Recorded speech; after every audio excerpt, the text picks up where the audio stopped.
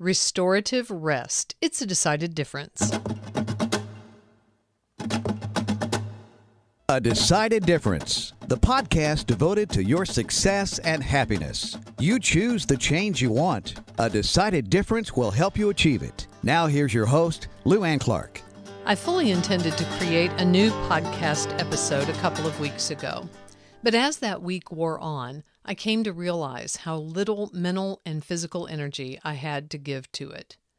Over the previous 3 weeks, I had experienced a number of significant events that left me feeling quite drained.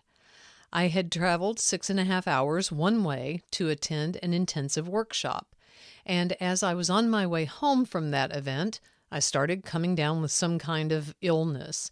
It began with a sore throat and then morphed into a fairly miserable cold. It was accompanied by powerful fatigue, which caused me to sleep nearly 40 hours over a 2-day period.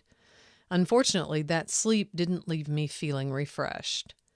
When I finally was well enough to leave my house, my precious aunt was entering her last days, and I spent a good deal of time at the hospital with her. Then she passed away, and I needed to attend the visitation and funeral. My daughters both came into town for those, and as well as many relatives I hadn't seen in many years. A friend was visiting from out of town for a few days, and another friend moved in with me during that time period. Except for the illness, all of those things were important and valuable to me, and I am glad that I did them all. But friends, let me tell you, I was one exhausted lady. We all have times in our lives when the demands on us are intense or prolonged or both. During such times, many of us try to act like we are Wonder Woman or Superman. We pull all-nighters, live on coffee or sugar or stronger substances, and keep pushing ourselves to be there when we are needed. We keep saying yes to requests when our plates are already full, acting as though we could manufacture time to get it all done. Most of us can sustain this behavior for a short time, but over the long run, it simply doesn't work. You start making mistakes, things start falling through the cracks, you start falling asleep in meetings or behind the wheel. Things start falling apart. I don't know about the rest of the world, but in the United States, we act as though going without enough rest is some sort of mental and physical triumph, a badge of strength and stamina. People brag about getting by on only 3 or 4 hours of sleep a night, as if you're going to believe that. I personally don't trust the judgment of someone who is sleeping only a few hours each night, and I certainly don't want to ride in a car with that person driving, much less allow them to perform surgery or fly an airplane. One study after another has shown skipping sleep does not make you more productive anyway, because lack of sleep impairs your ability to function effectively. Skimping on sleep to gain more time to get things done is a strategy that doesn't work, because it actually takes you longer to do things when you have not had adequate rest. Plus, you feel lousy, and you're probably grouchy to boot. We Americans aren't even likely to rest when we have time off from our jobs. Weekends are for catching up on work we didn't get done during the week, or catching up on work at home, or running around shopping, doing errands, taking kids to lessons. When we finally allow ourselves to stop moving our bodies, we're highly likely to stick our faces into a screen of one kind or another, a television, a tablet, or a phone, which keeps our minds stimulated. On top of that, the glowing blue light from those screens is believed to interfere with restful sleep because it suppresses the brain's production of melatonin, a hormone that tells our bodies and brains to sleep. So, we take melatonin in the form of a pill so we can go to sleep. What is wrong with this picture? Like anything else, getting enough rest begins with the decision to do it. When you decide that your own physical and mental well-being requires getting enough rest, you take the first step to a healthier, happier, and more productive life. I hate to break this to you, but if you're going to get more rest, you're going to have to give something up. You have 24 hours in a day, and you are already using all of them for something. To put more hours of rest in, you will have to take some other activity out. Obviously, there are things you can't give up. You have to eat and take showers and pay your bills. You have to take care of your children and honor your obligations. You know what those non-negotiable items are, and you know how much time they usually take. Your most important activities are defined by your values and your life stage. It's important to me to set aside time to do this podcast, to spend time with my friends, and to exercise. 10 years ago, my priorities looked very different because at that time I was married and had a daughter still living at home. 10 years from now, my priorities will likely be different again. Don't consider what you think your values should be. Consider what they actually are. Then ask yourself what you do during the course of your day that does not reflect your values or is a poor reflection of what you value.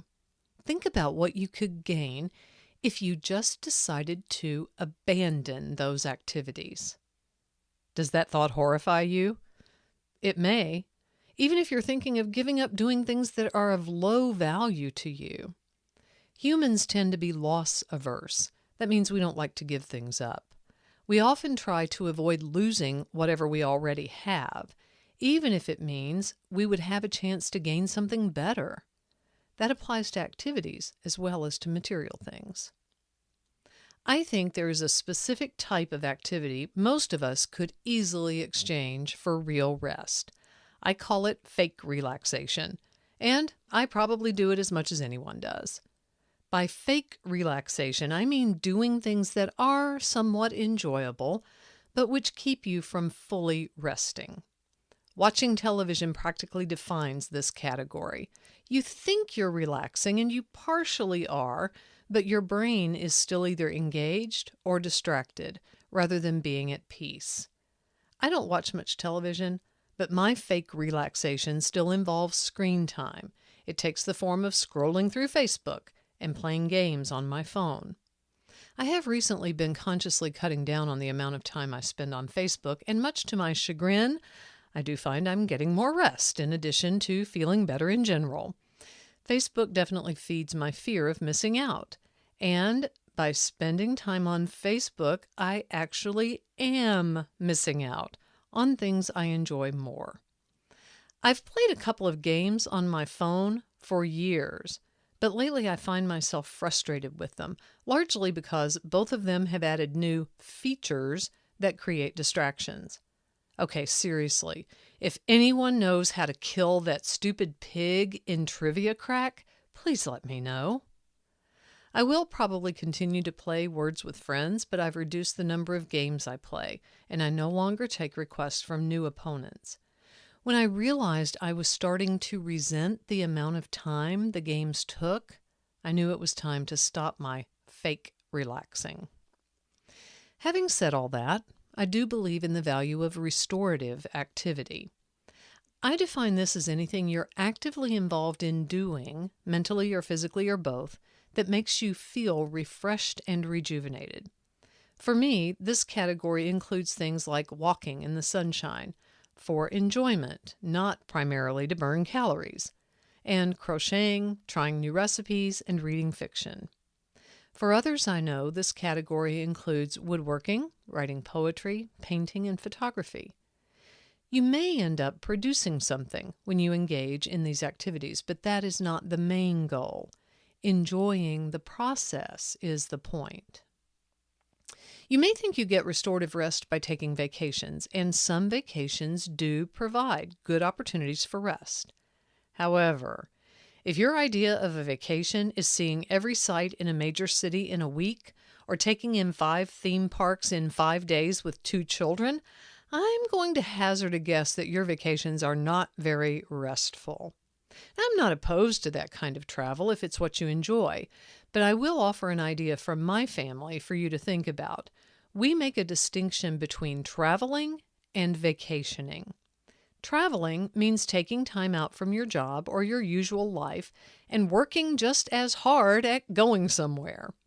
It means being highly active, seeing the sights, going and doing and learning, soaking up different experiences than what you would have at home. This can be re-energizing, yes, but I would not call it restful, and neither would you if you had been on one of those trips with us. Vacationing, on the other hand, involves a location, one location. For us, it's usually beside an ocean or a lake, but I hear the mountains are nice as well. Vacationing involves less purposeful action and more long walks, reading, napping, board games, and the like. You don't accomplish much on a vacation, but you savor more. And that's the whole idea. And one last thought about all of this. Please don't feel guilty for giving yourself the restorative rest you need. I love what Sid Caesar said. In between goals, there is a thing called life that has to be lived and enjoyed. I think that's an important idea to keep in mind. I hope you will consciously build periods of restorative rest into your life.